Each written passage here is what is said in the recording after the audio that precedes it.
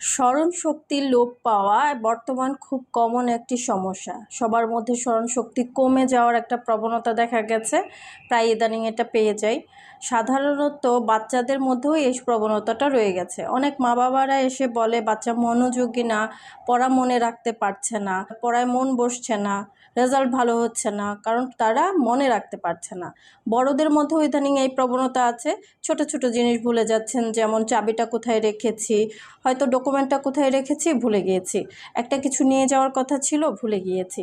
এই ভুলে যাওয়ার প্রবণতাটা ইদানিং অনেক বেশি দেখা যাচ্ছে। সাধারণত খাবারের কিছু অভ্যাস আমরা যদি পরিবর্তন করি তাহলে এটা কিছুটা রিমুভ করা সম্ভব হয়, কিছুটা উপকার আসে। পাশাপাশি কিছু নিয়ম ফলো করারও প্রয়োজন রয়েছে। যদি আমি প্রথমে খাবার থেকেই আসি, সাধারণত যেহেতু আমাদের ব্রেন পুরোটাই ফ্যাট সেল দিয়েই তৈরি, ফ্যাটের তৈরি, সেহেতু আমাদের ফ্যাট জাতীয় খাবারগুলো ব্রেনের জন্য খুবই উপকারী হয়ে থাকে। এই ফ্যাট জাতীয় খাবারগুলো অবশ্যই গুড ফ্যাট হবে, যেগুলো আমাদের জন্য উপকারী। সবসময় ফ্যাট যে আমাদের জন্য অপকারী থাকে তা না। গুড ফ্যাটের মধ্যে বাদাম বা বীজ জাতীয় খাবার থেকে, অ্যাভোকাডো থেকে, তৈলাক্ত মাছ থেকে যে ফ্যাটগুলো আসে অথবা অলিভ অয়েল থেকে যে ফ্যাটগুলো আসে, এগুলো কিন্তু গুড ফ্যাট বলা হয়। গুড ফ্যাটগুলো বিশেষ করে ওমেগা-3 ফ্যাটি অ্যাসিড, ওমেগা-6 ফ্যাটি অ্যাসিড আমাদের ব্রেনের জন্য অত্যন্ত উপকারী। তাছাড়া ভিটামিন B6, B12 অথবা কলিনযুক্ত খাবারগুলো আমাদের ব্রেনের জন্য অত্যন্ত উপকারী। সাধারণত ডিম আমাদের ব্রেনের জন্য খুব উপকারী একটা খাবার। ডিমের মধ্যে এগুলো সবই রয়েছে।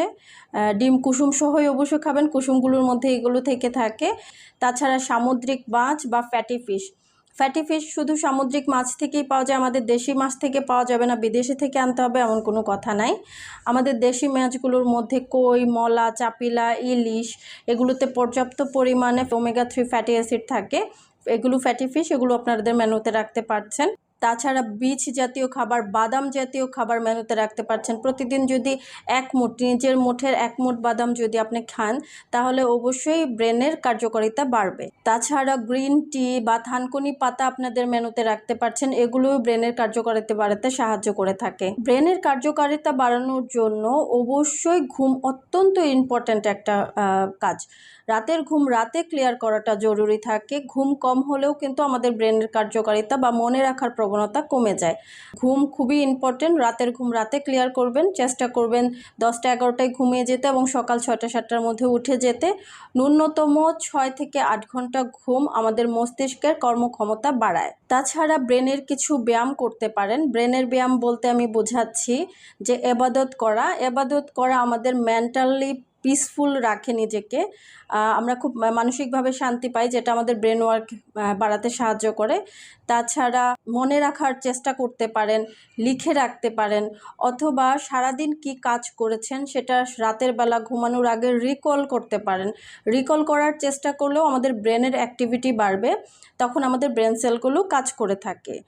সাধারণত আমাদের ব্রেনের যে কোষগুলো হয়ে থাকে সেই কোষগুলোর মধ্যে সবগুলো অ্যাক্টিভ থাকে না, কিছু ইনঅ্যাক্টিভ কোষগুলোই থাকে।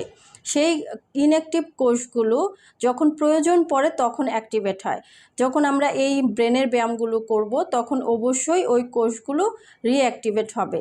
এই ব্রেনের ওয়ার্কের মধ্যে রিকল করা, ব্রেনের কোনো খেলা অথবা পাজল খেলা, এগুলোতেও অনেক সময় এটা ভালো কাজ করে থাকে। অথবা আপনারা মেডিটেশন করতে পারেন। মেডিটেশনও ব্রেন বুস্টারের জন্য খুবই উপকারী একটা ব্যায়াম। তাছাড়া ফিজিক্যাল অ্যাক্টিভিটি খুবই জরুরি। ফিজিক্যাল অ্যাক্টিভিটির কারণে দেখা যায় আমাদের শরীরে অক্সিজেনের ক্ষমতাটা বেশি বাড়ে।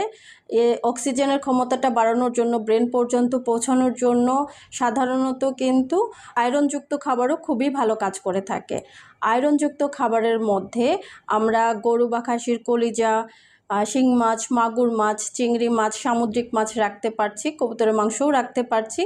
তাছাড়া লাল শাক, পালং শাক, কচু শাক, ডাঁটা শাক, ধনে পাতা, পুদিনা পাতা, লাল বর্ণের যে ফলগুলো হয়ে থাকে, খেজুর অথবা পমোগ্রেন অর্থাৎ ডালিম বা লাল ড্রাগন ফল, তরমুজ এগুলো আপনাদের মেনুতে রাখতে পারছেন। তাছাড়া 2 হাতে সমান কাজ করতে পারলেও আমাদের ব্রেন অ্যাক্টিভিটি অনেকটা বাড়ে। দেখা যায় যে আমরা অনেকে লেফট হ্যান্ডেড বা রাইট হ্যান্ডেড থাকি, 80 থেকে 90% কাজই আমরা এক হাতেই করে থাকি। আমরা যদি ব্রেনের অ্যাক্টিভিটি বাড়াতে চাই, স্মরণশক্তি বাড়াতে চাই, তাহলে চেষ্টা করব আমরা 2 হাতে কাজ করার জন্য। এতে কিছুটা আমাদের ব্রেন অ্যাক্টিভিটি বাড়বে। ধরুন আপনি চা খাচ্ছেন, চায়ের পিসটা এক হাতে ধরুন আর এক হাতে চা খান, তাহলে অ্যাক্টিভিটিটা কিছুটা বাড়বে। এরকম করে আমরা একটু অ্যাক্টিভিটিটা বাড়াতে পারি। তাছাড়া যারা পড়াশোনা করছেন, একদম শুয়ে বসে পড়াশোনা না করে একটু হেঁটে পড়াশোনা করুন অথবা চেয়ার টেবিলে সোজা হয়ে বসে পড়াশোনা করুন, তাহলে স্মরণ থাকার সম্ভাবনা বেশি থাকবে। স্মরণ শক্তির বৃদ্ধির জন্য পর্যাপ্ত পরিমাণে বিশ্রাম নিতে পারেন, পাশাপাশি লাইট কিছু মিউজিকও শুনতে পারেন, সেটাও কিছুটা সাহায্য করে। যারা ধূমপায়ী আছেন, ধূমপান ত্যাগ করুন। ধূমপান কিন্তু আমাদের স্মরণশক্তি কমাতে সাহায্য করে। ধূমপানের পাশাপাশি খাবারের মধ্য থেকে সুগারি প্রোডাক্টগুলো বাদ দেওয়ার চেষ্টা করবেন। সাধারণত অতিরিক্ত সুগার খেলেও আমাদের মেমোরি লস হতে পারে। অতিরিক্ত সুগার বা ডায়াবেটিস যাদের থাকে বা যাদের ইনসুলিন রেজিস্ট্যান্স থাকে, তাদেরও কিন্তু স্মরণশক্তি কমে যাওয়ার একটা প্রবণতা থাকে। দেখা যায় তাদের মধ্যে অ্যালজাইমার সমস্যা বা ডিমেনশিয়া হওয়ার প্রবণতাটা বেশি থাকে। সাধারণত আমাদের ব্রেন অবশ্যই একমাত্র গ্লুকোজই নিয়ে থাকে, কিন্তু সেটা যখন আধিক্য হয়ে যায় তখন ভুলে যাওয়ার প্রবণতাটাই বেশি থাকে। সব কিছুর মধ্যে আধিক্য এবং ঘাটতি দুইটাই কিন্তু সমস্যার কারণ হয়ে থাকে। তাছাড়া অনেকে আছেন দীর্ঘদিন ঘুমের ওষুধ খেয়ে থাকেন। যারা দীর্ঘদিন ঘুমের ওষুধ খায় তাদের ক্ষেত্রেও স্মৃতিশক্তি কমে যাওয়ার একটা প্রবণতা থাকে। তো চেষ্টা করবেন সব কিছু নিয়মকানুন মেনটেন করে লাইফস্টাইলটা লিড করতে, হেলদি লাইফস্টাইল লিড করতে এবং ব্যালেন্স ওয়েতে খাবার খেতে, পর্যাপ্ত পরিমাণে ঘুমাতে এবং পর্যাপ্ত ব্যায়াম করতে। এতে আমাদের স্মরণশক্তি বৃদ্ধি পাওয়ার প্রবণতা থাকে। আজকে এ পর্যন্তই। ধন্যবাদ।